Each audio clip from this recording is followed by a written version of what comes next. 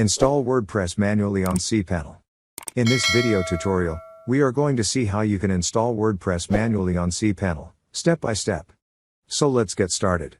First, log into your cPanel, and select File Manager from Files. From here, select all the files to delete and delete them. Now select Upload, and click Select File. Select WordPress folder and open.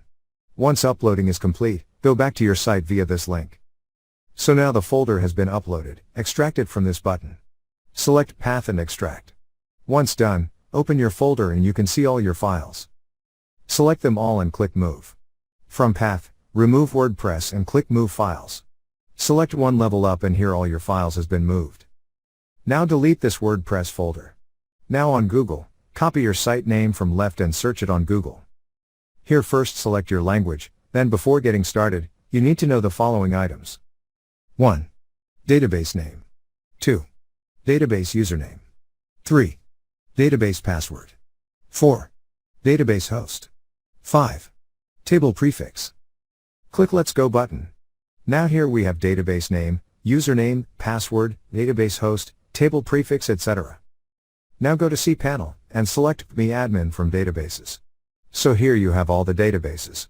Now open MySQL Databases, and here enter your new database name as WordPress and create database. Now click on Go Back. Scroll below to MySQL Users, here enter your username, select Strong Password, enter it again and create user. Now go back. Again scroll below to add user to database. For user, select Database WordPress and click on Add. Now manage privilege user, select all privileges, and make changes.